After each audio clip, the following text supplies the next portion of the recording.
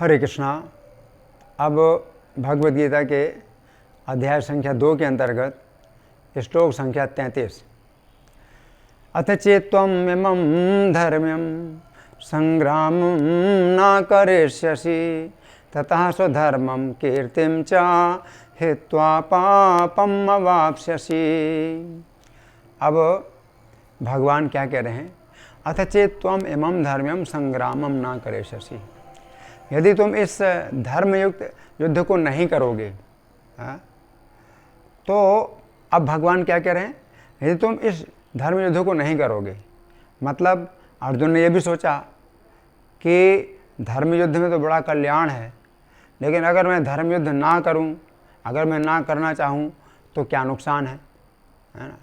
तो अर्जुन को जो है इस युद्ध में जो है यद्यपि कल्याण भगवान बता रहे हैं कि कल्याण है, लेकिन तो भी अर्जुन के मन को बहुत अप्रिय लग रहा है और बड़ा ये घोर कर्म लग रहा है।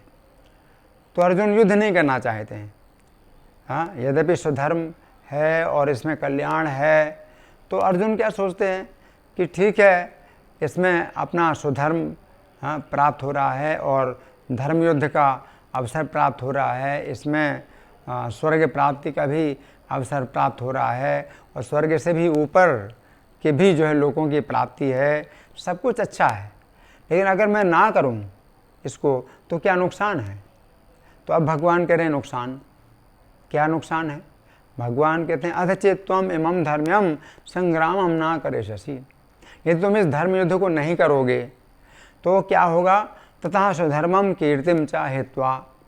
तुम्हारा स्वधर्म नष्ट हो जाएगा, तुम्हारी कीर्ति नष्ट हो जाएगी। और क्या प्राप्त होगा? ये दो चीज़ें तो नष्ट हो जाएंगी और प्राप्त क्या होगा? पापम अवाप्स्यसि। पाप प्राप्त होगा। तो जो अर्जुन सोच रहे थे कि इस युद्ध में युद्ध करने से पाप लगेगा, यहाँ भगवान कह रहे हैं कि अगर तुम युद्ध नहीं करोगे तो तुम्हें पाप लगेगा, है ना? तो बिल्कुल अर्जुन के जो विचार हैं उनका खंडन करते हुए भगवान ने मतलब ये बात स्थापित किया कि इसमें पाप है ना? तो पहली बात तो है कि स्वधर्म चला जाएगा, अर्जुन का स्वधर्म चला जाएगा। और स्वधर्म क्या है? भगवान गीता के 18वें अध्याय के 46वें श्लोक में कहते हैं स्वे स्वे कर्मण्यभिरतः संसिद्धिं लभते नरः। अपने स्वधर्म के द्वारा चारों वर्ण ब्राह्मण क्षत्रिय वैश्य शूद्र अपने अपने स्वधर्म के द्वारा भगवान की पूजा करते हैं। तो श्री कृष्ण की पूजा होती है अपने स्वधर्म के पालन के द्वारा। तो तुम्हारी जो है ये पूजा खत्म हो जाएगी। तुम ईश्वर को प्रसन्न करने के लिए अपना जो स्वधर्म कर रहे हो, तो वो जो तुम्हारा स्वधर्म है वो नष्ट हो जाएगा। तथा स्वधर्मम कीर्तिम चा। और कीर्ति भी नष्ट हो जाएगी। तो कीर्ति का मतलब क्या है? अर्जुन की बहुत कीर्ति है। आज तक अर्जुन ने युद्ध में अपना मुंह नहीं मोड़ा। यहाँ तक कि भीष्म के भी जो है रथ में कभी घोड़े मर गए या कभी सारथी मर गया तो घोड़ा जो है लेकर के भीष्म के रथ को भाग गए। तो भीष्म को भी जो है एक प्रकार से पराजय का मुंह देखना पड़ा।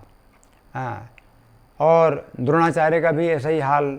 तो कई बार द्रोणाचार्य भी पराजित हुए, कर्ण तो कई बार पराजित होकर के भागा, भीमसेन को भी कभी कभी पराजित होना पड़ा। लेकिन एक अर्जुन का ही ऐसा इतिहास है कि अर्जुन कभी भी पराजित नहीं हुए।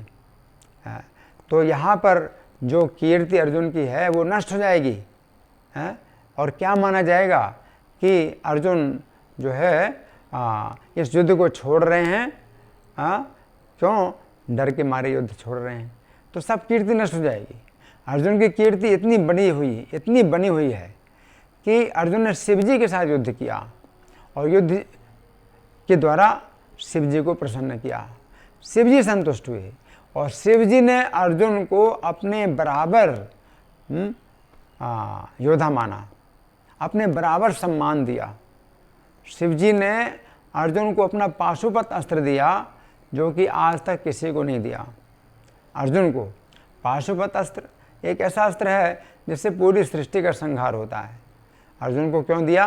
क्योंकि शिव जी ने अपने समान मान करके कि अर्जुन इसके योग्य हैं, अपने बराबर योग्य मान करके अर्जुन को दिया है पाशुपत अस्त्र। तो वो कीर्ति अर्जुन की नष्ट हो जाएगी। अर्जुन ने स्वर्ग में जाकर के नेवात कवचों का जो है वध किया, और इंद्र और सब देवताओं को प्रसन्न किया। सब देवता मिलकर के भी जिन असुरों का वध नहीं कर सकते थे, नेवात कवचों का, अर्जुन उनका वध किया। तो वो सब कीर्ति नष्ट हो जाएगी और पाप लगेगा, उल्टा पाप लगेगा। क्यों पाप लगेगा? क्योंकि ये जो कौरव लोग हैं ये पाप कर्म कर रहे हैं और तुम इनका विरोध नहीं कर रहे हो। तो एक प्रकार से वो समर्थन, मौनम स्वीकृति लक्षणम, अगर तुम चुपचाप बने रहते हो तो उनके जो किए हुए पाप हैं वो तुम्हें लगेंगे कि तुम्हारी पत्नी को उन्होंने नग्न करने का प्रयास किया और अनेक प्रकार के अन्याय किए और तुमने इनको दंड नहीं दिया।